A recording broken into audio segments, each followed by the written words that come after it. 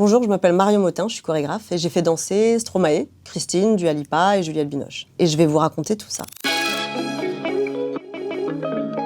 Pour imaginer ma chorégraphie, déjà j'ai besoin de connaître un petit peu l'artiste humainement et son univers artistique pour m'inspirer même de choses qui n'ont rien à voir, mais de pouvoir avoir accès à lui et à son univers dans sa globalité. Après, j'ai besoin d'écouter la musique longtemps, plein de fois, pour voir comment elle réagit dans mon corps.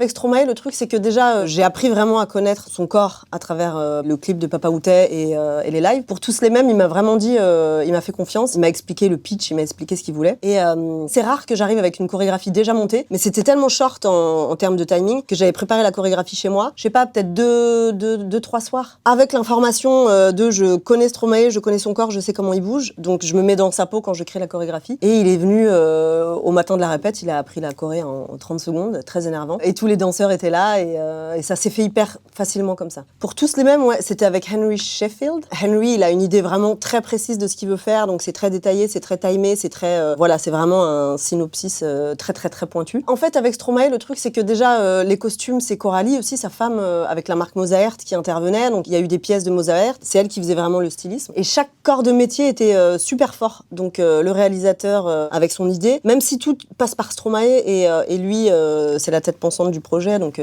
il valide quoi qu'il se passe. Stromae qui a fait la DA avec la direction artistique avec Henry Sheffield sur Dua Lipa, donc c'est Stromae qui m'a appelé pour m'occuper de Dua. C'était pas évident parce que madame travaillait beaucoup, elle doit toujours travailler beaucoup, elle était entre plein de tournages et de voyages, etc., donc hyper fatiguée. On a tourné un clip, je pense qu'on aurait dû être tourné en 2 jours, on l'a tourné en 26 heures d'affilée, c'était assez ouf.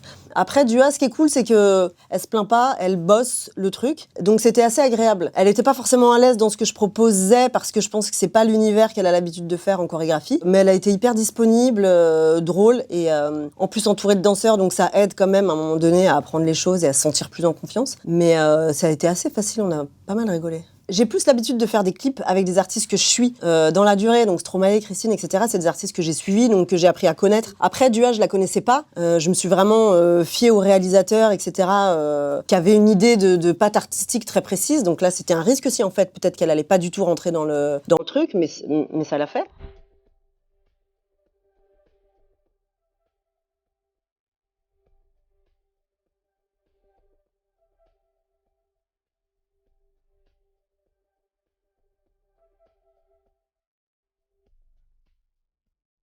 Pour Christine, ouais, c'était une plaque de verre. Et il voulait vraiment donner l'impression de ce truc à 360, de filmer en dessous, etc. Ça a même été moins exploité que ça aurait dû l'être. On a travaillé beaucoup en amont avec les réalisateurs pour savoir quel plan, vu que là, il y avait vraiment une scénographie imposante par rapport au storytelling. On parlait des plans avant, de où serait la caméra. Ce moment-là, on va le filmer avec cette caméra-là, en dessous du plexi, etc. Donc c'est vrai que techniquement, quand j'ai créé, j'ai dû envisager ces plans-là de caméra et voir ce qui serait intéressant de faire en fonction de la caméra aussi.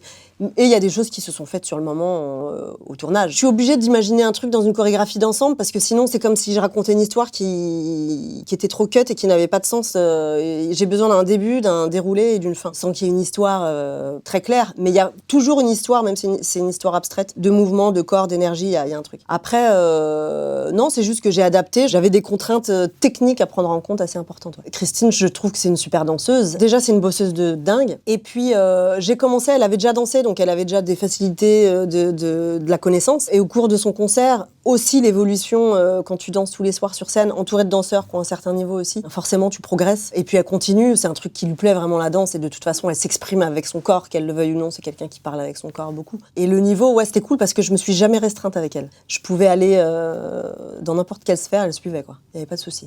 Je veux bien faire le ménage, tu feras le repassage. Je répure la cuvette, je reprise les chaussettes. Je fais la tartiflette. Là, j'avais cette partie-là de l'histoire qui était le final et il fallait raconter ce truc-là. C'était une marche. En plus, le message était assez fort. Ça parlait de quelque chose d'assez fort, de l'émancipation de la femme, de la libération de ces jeunes filles, etc. Donc c'est le même travail. C'est qu'est-ce qu'on raconte, quelle est la musique, parce que moi, mon vecteur important aussi, c'est la musique. Comment elle réagit sur le corps, cette déambulation, de voir ces gamines, comment elles bougent et de raconter un truc dans le corps, quoi. C'était la révolution d'ailleurs. Ils disaient c'est la révolution. Et c'était une scène importante. Donc corporellement, c'est hyper important. En plus là, à ce moment-là, de passer d'un corps assez comprimé et vide à un corps qui exulte, qui court, qui crie, qui hurle et qui défonce tout, quoi. Parce que c'était l'état de ces jeunes filles et de cette femme, Juliette Binoche, dans le film. On l'a tourné en 2 jours, je crois, cette scène. On a eu beaucoup de répètes parce que j'avais quand même une quinzaine de jeunes filles, plus Juliette, plus parfois Yolande Moreau et Noémie. Et on a répété, je crois, en tout 1 mois. C'était des courtes sessions. On peut pas faire des répétitions d'une journée entière avec 15 nanas. Quand tu danses pas, c'est compliqué de rester concentré très longtemps. Donc on faisait des sessions de quelques heures, mais on a fait 2 fois à 15 jours, ouais. Bah, c'est un beau morceau, c'est genre 6 minutes, c'est un beau morceau quand même.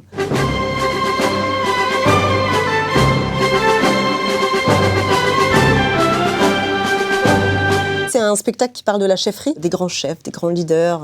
Et j'aime bien voir en même temps pourquoi on tombe dans ces excès et pourquoi le méchant est devenu méchant. Il y a forcément une raison à un moment donné, un truc qui a foiré. Et en fait, je me dis qu'on a tous un grand saut à l'intérieur, une expression qui dit qu'on est tous le con d'un autre. La question qui était importante pour moi, c'est pourquoi on prend le pouvoir et pourquoi on ne prend pas des responsabilités. Ça parle de ça et en même temps, c'est une compétition de natation qui tourne mal parce que j'ai mis tout ça dans une équipe sportive pour avoir un échantillon humain et voir comment, dans ce petit...